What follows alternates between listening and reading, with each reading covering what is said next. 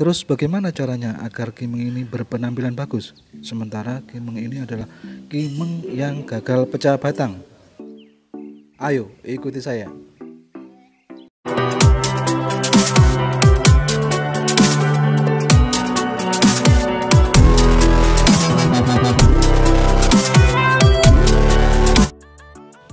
Kimeng pecah batang adalah salah satu cara agar kimeng bisa berpenampilan bagus. Pangkal bawah batang ini bisa kelihatan membesar atau bonggol bawahnya kelihatan besar. Tapi tak selamanya yang kita lakukan itu berhasil seperti ini. Ini adalah salah satu kimeng yang gagal dalam pecah batang. Separuh dari batang ini mati. Ada beberapa kimeng yang saya kumpulkan yang gagal pecah batang. Oke, saya kerjakan langsung aja, yaitu dengan mengeluarkan kimeng dari polybag. Ini kita tuangkan media tanamnya. Nah, ini ada pertanyaan, mengapa akar kimeng ini bisa busuk dan akhirnya hingga batangnya separuh bisa mati? Setelah saya pelajari, ternyata tanaman atau akarnya busuk itu terjadi karena media tanamnya terlalu lembab. Yang kedua yaitu bakteri patogen yang bisa mengakibatkan akar menjadi busuk. Untuk mencegah terjadinya kebusukan pada akar kimeng ini, saya merendamnya di cairan asam humat dan jakaba atau jamur keberuntungan. Setelah direndam selama 15 menit, kita bisa melanjutkan dengan membersihkan kimeng ini dengan sikat. Kebetulan saya bawa sikat ini sikat cucian. Sahabat bonsai juga bisa menggunakan sikat yang lain, mungkin sikat gigi yang bekas atau sikat khusus untuk tanaman bonsai juga bisa digunakan. Perlu saya sampaikan di sini bahwasanya untuk perendaman kimeng yang sudah berakar waktunya hanya 15 menit saja. Untuk stek yang belum ada akar, kita bisa memakai waktu sekitar 12 jam. Untuk proses selanjutnya yaitu pakailah gunting atau cutter juga bisa.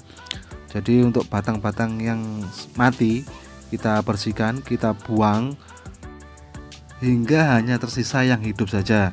Jadi membersihkannya harus betul-betul bersih dan terkelupas batang yang hidup ini ya. Jadi kelihatan putih begitu dan keluar getahnya. Mengapa saya lakukan demikian?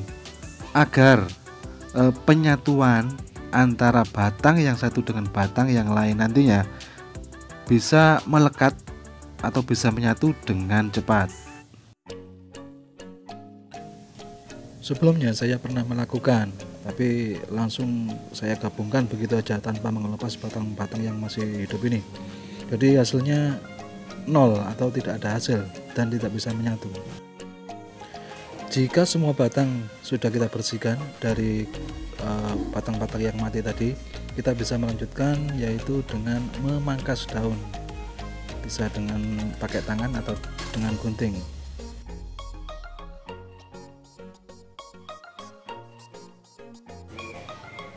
Proses selanjutnya yaitu memberikan lidah buaya ke batang yang setelah kita potong tadi agar terhindar dari bakteri patogen.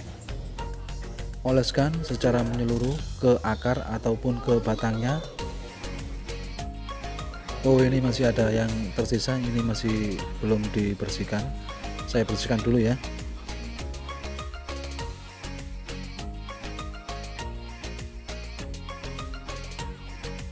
Perlu saya sampaikan di sini bahwasanya lidah buaya ini di samping sebagai antibakteri juga bisa merangsang pertumbuhan akar. Oke, oles lidah buaya sudah selesai ke seluruh batang. Langkah selanjutnya yaitu menggabungkan tanaman kimeng ini. Ini ada 4 batang yang saya gabungkan. Bila dirasa sudah enak dipandang, kita bisa melanjutkan dengan cara yang terakhir yaitu mengikat bagian atas daripada kimeng ini. Ini hanya langkah awal ya, nanti selanjutnya kita bisa proses setelah keseluruh tanaman ini sudah menggabung menjadi satu. Ikat dan tarik dengan kuat agar penyatuan nanti bisa lebih cepat. Bagian atas harus benar-benar kenceng ya mengikatnya agar nanti bentuknya mengerucut atas.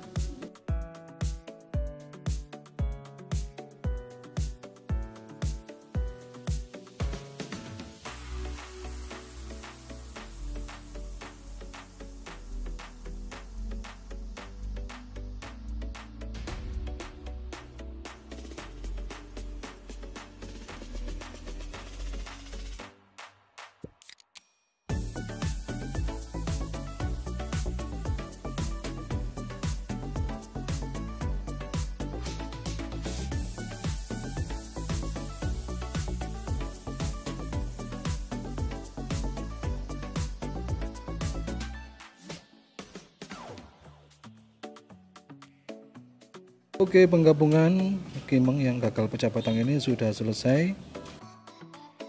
Selanjutnya yaitu kita persiapkan polybag dan media tanam. Kita masukkan ya, kita tambahkan media tanamnya, kita masukkan ke polybag. Dan selanjutnya yaitu bisa kita masukkan tanaman kimeng gabungan yang gagal pecah batang ini. Oke, tambahkan media tanam. Ini kebetulan yang saya pakai yaitu media tanam berupa arang sekam dan tanah yang ada di bawah pohon bambu. Langkah selanjutnya yaitu penyiraman air yang tercampur dengan asam umat dan jakapa tadi, yaitu janur keberuntungan. Bisa dipakai untuk menyiram tanaman kimeng ini. Ya, inilah uji coba atau eksperimen dari kimeng yang gagal pecah batang. Dan inilah penampakannya, gagal pecah batang, siapa takut.